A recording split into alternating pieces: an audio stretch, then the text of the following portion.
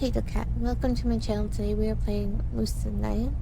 We left off in an ambiguous place with Rui trying to get into our apartment and not wanting to use the dumb keypad code, but whatever, this is where we're at. I finally amble to the door and pull it open, pretending to grumble all the while. Truthfully, I'm enjoying our little sparring match. Morning, sleepyhead. But this was an odd reaction. Nothing. Her averted gaze and flushed cheeks prompt me to run a quick check. Nothing on my face. I'm in my pajamas, I guess, but they're decent and Yuri has seen me in them before. I absolutely run a finger over my lips trying to feel if there's anything in my teeth. Nope. Don't do that. Don't do what? Don't take so long. Duh.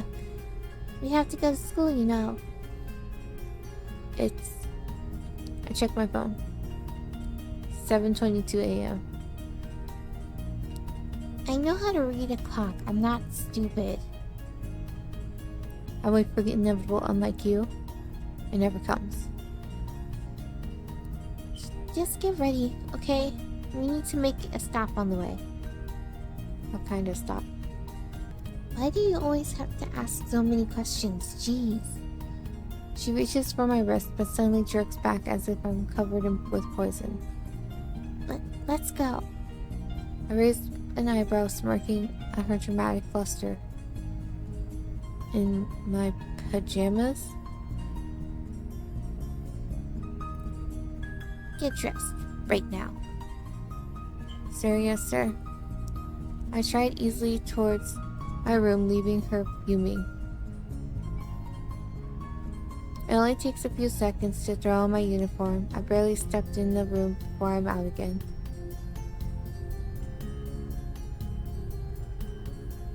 When I returned to Rui, I noticed that she regained her composure. I have to admit that it's fairly impressive that she can master herself in such a short amount of time. Took you long enough. You say that like you're waiting forever. I leaned closer, raising an eyebrow. Or did you want to? Just shut up. I playfully poke her forehead in an attempt to put her at ease. I really need to learn to keep my mouth shut. Nothing good will come from saying things like that. It's just, why does she have to look so cute when she's angry? Let's go. She marches out the door without a backwards glance. Rui refuses to speak to me, even as we exit the apartment complex and head into the street. It takes a moment to realize that we're on a complete detour. Instead of leading me to the academy, Rui stops by the main street. The city fairly quiet at this time of day, excluding a handful of cars that roar down the road and head to commute. It's completely silent. Almost eerily so. Hey, it's okay. No buses. Buses? She fixes me with a searching look for a second. Then out of nowhere, her eyes spring wide open. They're after us, Agent Ishimoto. Run! She bolts down the street without warning. I've never seen her run so fast in her life. It spurs me to sprint after her, even though there's no visible threat, at least not from what I can tell. What on earth has possessed this crazy girl? Rui's speed picks up until we're precariously weaving around benches, street lamps, and other miscellaneous items. I can easily keep up, being in track and all, but Rui is clearly inexperienced. If she stays at this pace, she'll probably end up hurting. Yeah, herself. I find Rui sprawled on the ground, gingerly nursing her ankle. Heck. You okay? What, are you blind? You're the one who tripped. Why are you calling me blind? I'm not the one who asks, are you okay, to someone who's clearly in pain. She attempts to struggle to her feet, but crumples to the ground with a pained cry. I instinctively catch her arm It's unexpectedly slender. I assumed that she would have developed some muscle. How often she likes to hit me. But I gave you the brilliant idea to tear down the street like a mad woman anyway. Shut up and help me before we're late for school. If you're really worried about that, we shouldn't have come here in the first place. Come on already, idiot. Girls, I'll never understand them. Ever. Regardless, I kneel down, pull Rui's arm around my shoulder, and slowly start to stand. It would have worked well, but our height difference is too substantial. She's clearly uncomfortable with her arm hitched above her head. This isn't working. Brilliant deduction, Sherlock. It is for a brain as tiny as yours. You know, maybe I should just leave you here. You wouldn't. I sigh, lowering her back to the ground. She's right, I wouldn't. So somehow I have to get her to school. Carrying her, maybe? Since she's wearing a skirt, a piggyback ride might be too difficult. I could try the tried and true potato sack style, but there wouldn't really be any way of putting her down without injuring her ankle. The only visible option is to carry her bridal style, which comes with problems of its own. A lot of them. Sending wrong messages, being close to Rui, confusing not only her but also myself. Everything I've sworn not to do. It's 7:50. Not my fault you're so clumsy. Just hurry up. Well, doesn't look like there's any way out of it. I'll have to get over it. I stoop down, slipping one arm beneath her knees and the other around her back. Rui's breath catches slightly and instinctively wraps her arms around my neck. I lean her slight waist against my chest and lift her to the air. She grips me a little tighter, pulling our faces precariously close. The gentle wash of her breath on my cheek startles me forward. Since when were you so heavy? Since when were you so weak? I duck for a second, pretending to drop her. She squeaks, clutching onto me for dear life. I'm sorry, what was that? You're strong. You're plenty strong. Don't drop me. I can't help but chuckle at that. She idyllically leans her head against my chest. Her face opens in curiosity. It feels comfortable. Too comfortable. What are you doing? She closes her eyes for a split second. I'm terrified that she'll say something terribly sappy. I was trying to find your heartbeat. It looks like you don't have one. Classic Rui. Are you sure that you're looking in the right place? What? Remember who flunked human anatomy? I didn't flunk. I just had other strengths. Like sleeping. You were the one who always got in trouble for napping. She's adorable when she's angry. She suddenly tugs on my sleeve, glancing around.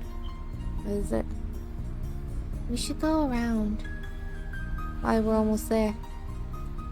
Because my sixth sense is tingling. You don't have a sixth sense. You don't even have 5. I only smirk at this retort and continue towards the school entrance, but Rui tugs at my ear. Ow, really? Take me around. Why don't I just dump you here? I like that idea much more. You can't dump a lady on the ground. Great, I'll have no issue dumping you. Hey! She wobbles me in the chest and I stumble forward, coughing. My back, woman, are you trying to kill me? I'll grow up, you big baby. She pats my chest, which feels even weirder. I'll dump you. What? I'll do it. Fine, I'll behave. I obligingly take her around the path outside the gate. So, what exactly is this detour for? Enjoying the fresh air before we head to school. And we have to go all the way to the main street to do that. Sometimes you gotta do things just because you can, Yama.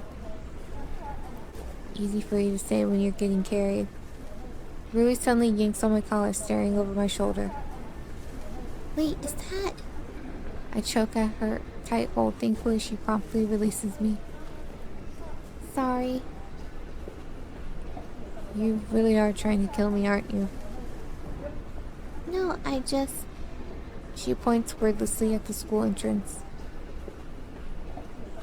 Lo and behold, it's none other than Misaki Kazuhaya, sitting at the gate, scrolling casually through her phone. She seems completely oblivious to the throng of students peering at her in a mix of admiration, jealousy, and contempt. Hooray! Welcome to Snooty Schools. I'll just get to class. Wait, Rui and Misaki in the same area? Oh, perfect time to bring this needless drama to an end. Let's go say hi. Let's not. Well, while I'm carrying you, you go where I go. Then I guess I'm getting off. She disentangles herself and steps away with her weight evenly distributed on her feet. Are you being serious right now? Yeah, I am. I meant what I said yesterday, Yama. How is she supposed to know what to fix if you don't tell her? Because right now she doesn't even think that anything's wrong. First step is getting her to realize that. I don't really understand. Yeah, I kinda figured. It's okay, don't worry too much about it. I'm off to class now, okay? See you late. Rui? Oh, well, looks like someone got off her phone. This should be interesting. It is you. How long has it been? You saw me yesterday, didn't you? You should have said hello. I was speaking with Yama yesterday about Patter. I was wondering if you'd like to create an account so we can keep... But Rui, after simply staring at her in silence, breezes away without a word. She leaves Misaki still grinning, holding up her phone with half-formed sentence spilling out of her mouth. In touch, Rui. But Rui doesn't stop. She keeps marching right through the doors of the classroom building.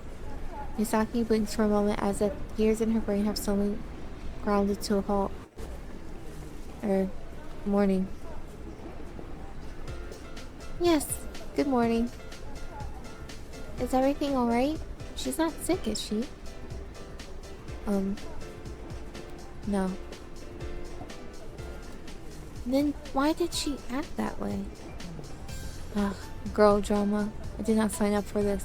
What do you mean, girl drama, Yama?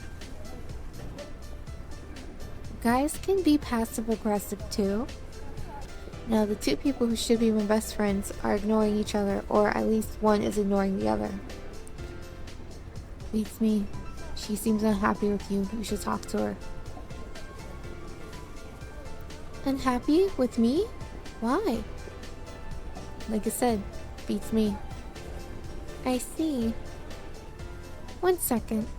I'll run a quick search. Her thumbs blur over her phone. In a whirlwind, I can practically see smoke trailing from the machine. Alright, two girls, once very close, now ignoring or fighting with each other. Oh. I should have expected this. What is it? She's scared, Yama. Scared that I've come to steal you away from her and claim you as my own. Wait, what? How could I be so blind? Of course this might happen. She's jealous because I might endanger your friendship or even attempt to seduce you and leave her alone. I think you should stop turning to the internet for everything, Miki. But she's already in her own little world. Ridiculous. As if I'm actually in love with you. I'll clear this up with her as soon as possible. Gee, thanks for shattering my manly ego, Misaki. Maybe if they actually can't get decent conversation together, the sacrifice will be worth it. I can only sigh as I follow a mumbling Misaki to class.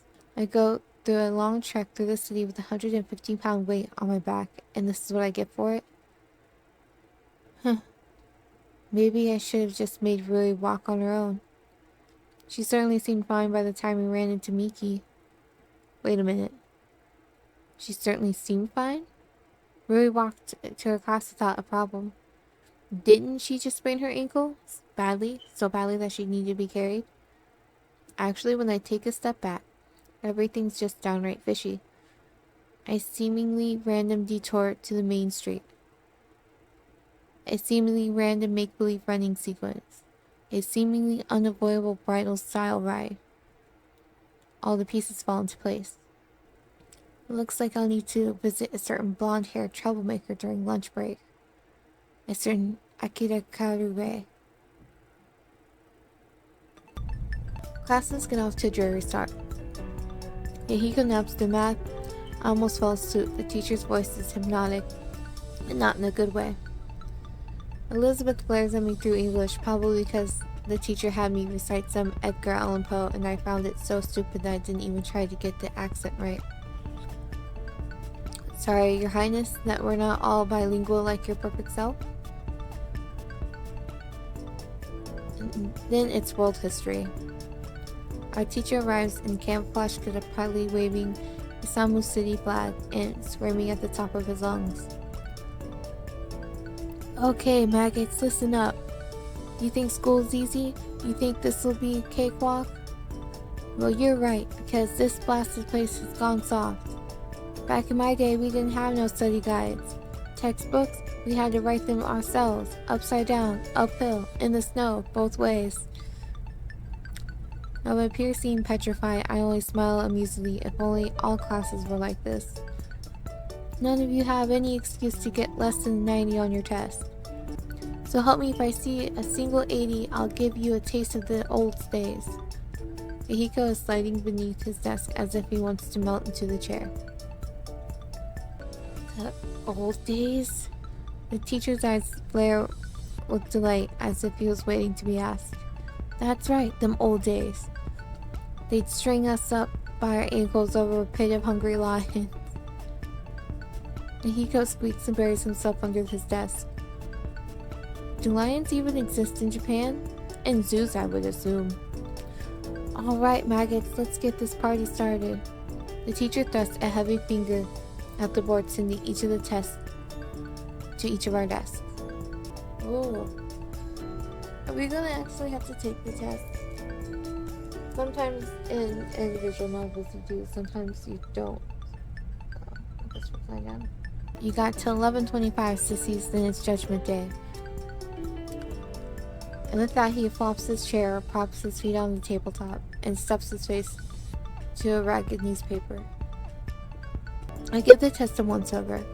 I should have studied more, but maybe I can bluff the right answers.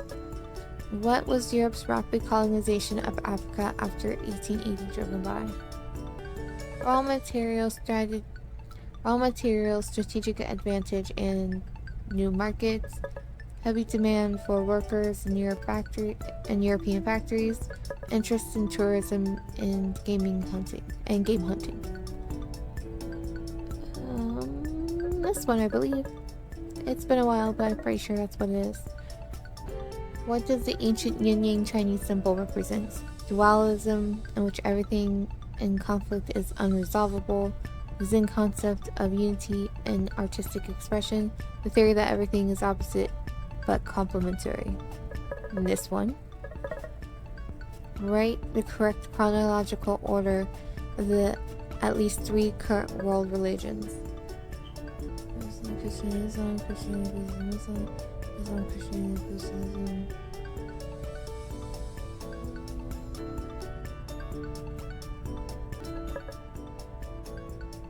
This one, I think. Pretty sure. What is the influence? What was the intention of China's great leap forward. Expand Chinese influence in the third world. Industrialize China's economy. Expel Japanese occupation from Korea. Probably this one.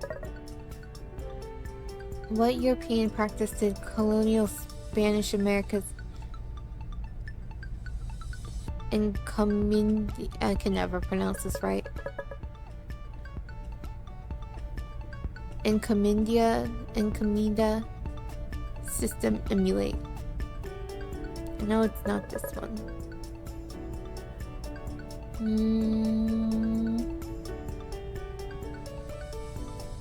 Think back to world history in high school. I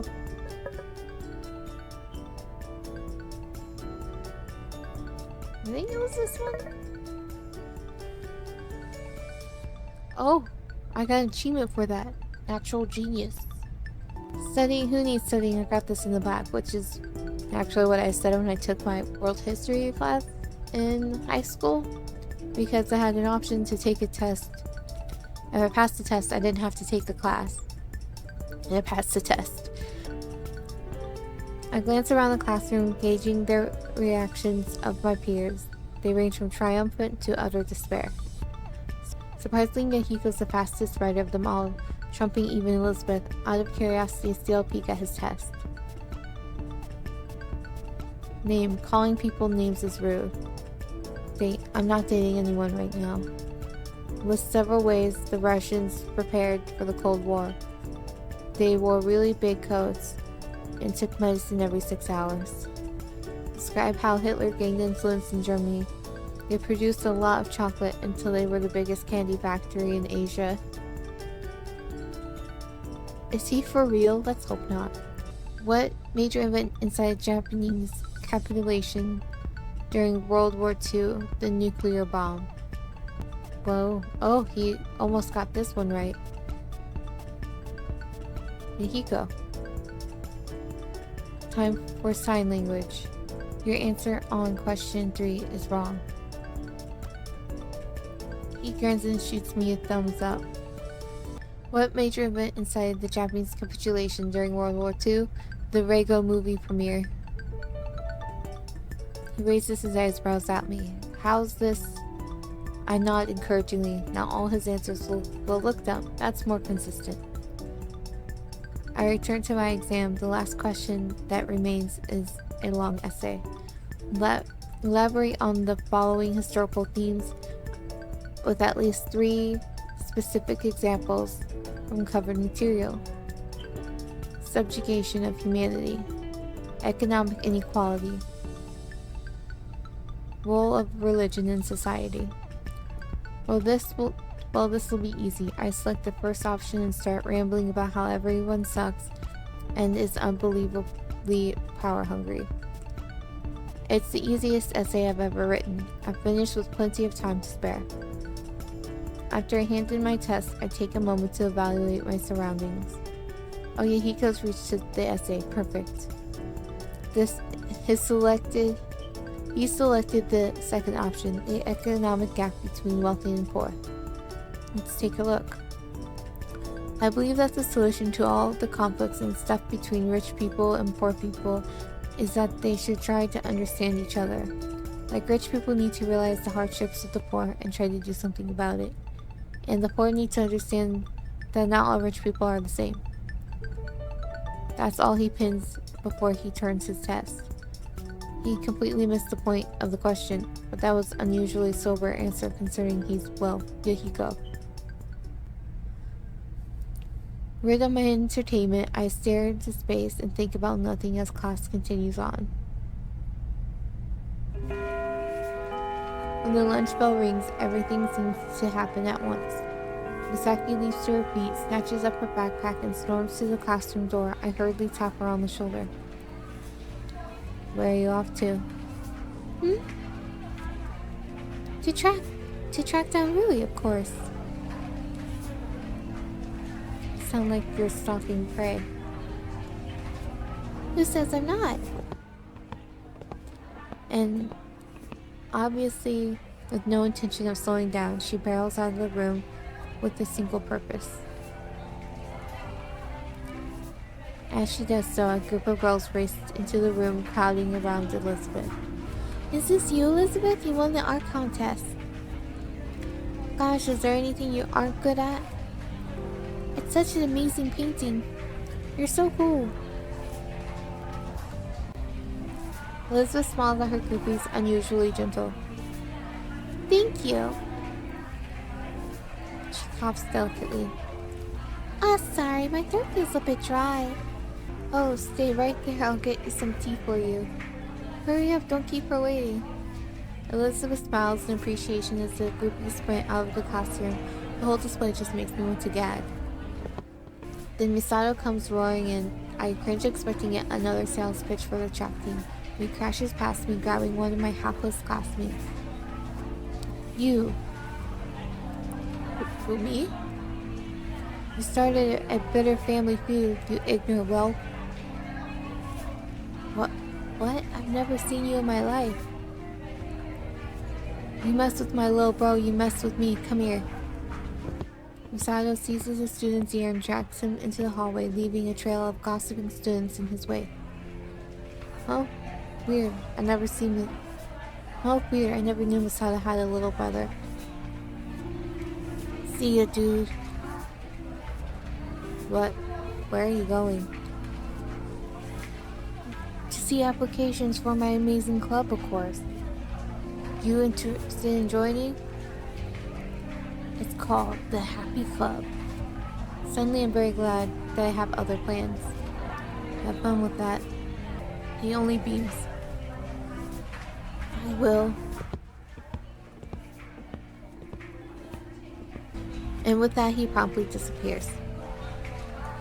That was oddly hectic for an ordinary school day. But at least it's convenient now that I'm left to my own devices. Alright, Kira, it's time to have a few words with you. I enter the cafeteria with laser focus searching for a familiar head of blonde hair. I vaguely noticed Yukiko dressing exaggeratedly to a few skeptical students, but I pass over them. A few minutes circling the cafeteria, I still haven't caught sight of my intended target. Superoni? Sarge? Oh, of course. Of course she would say something like Superoni. Superoni. I quickly whip around face to face with the object of my search, a bright-eyed girl bubbling with energy as demonstrated by her tendency to bounce on the balls of her feet.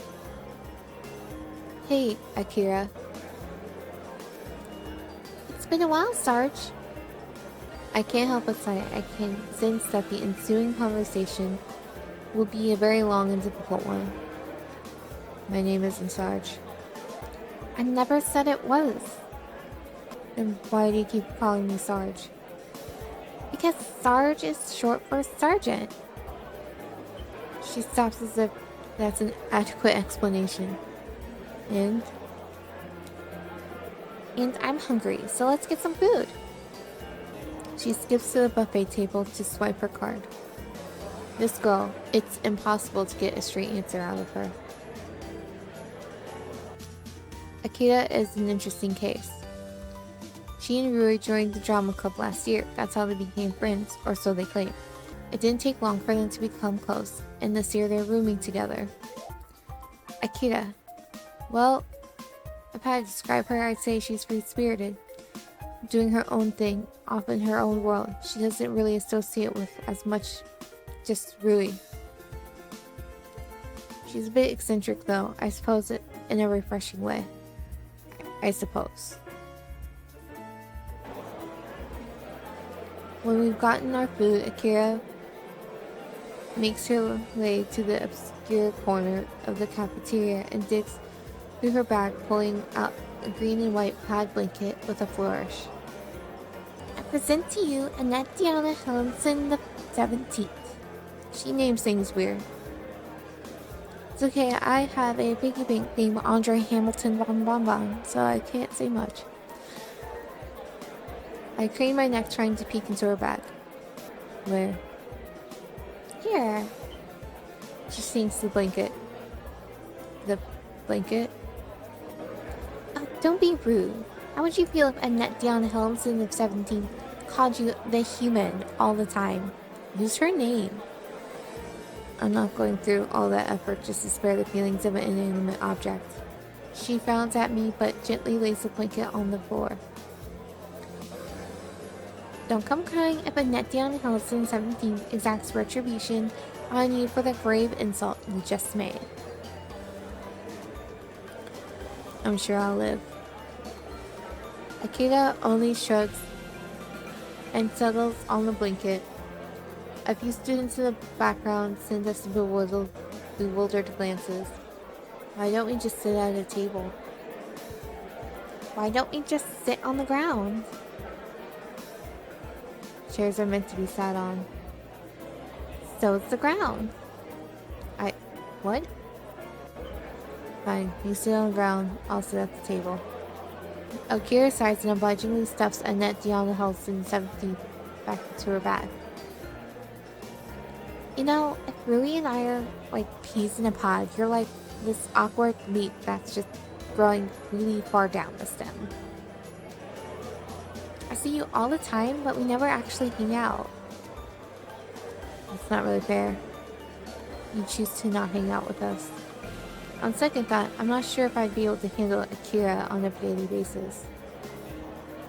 Aw, Sarge, I never said that was your fault. Right.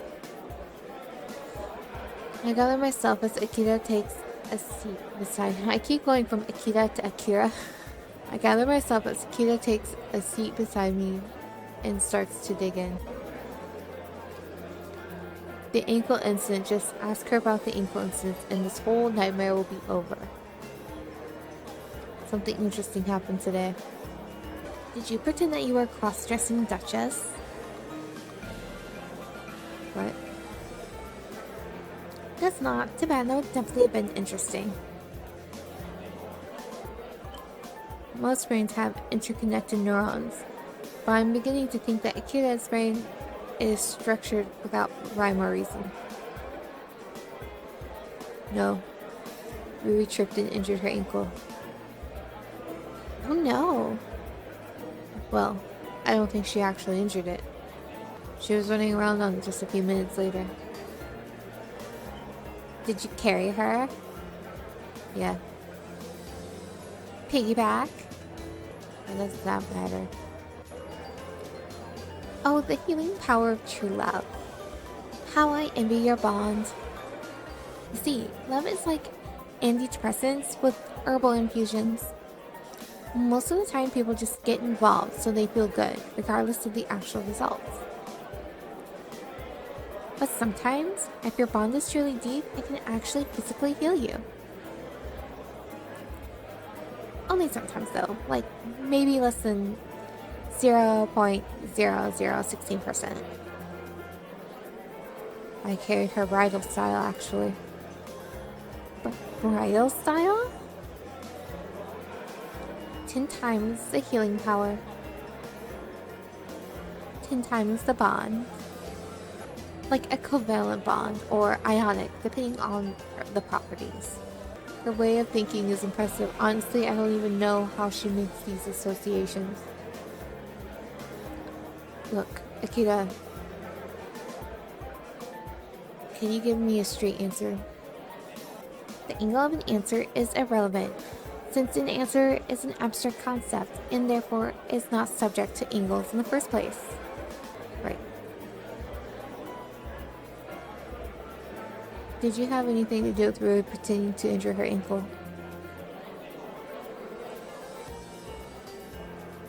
I plead the fifth. Isn't that American? Oh, right. I plead the 38th. I can only sigh at this.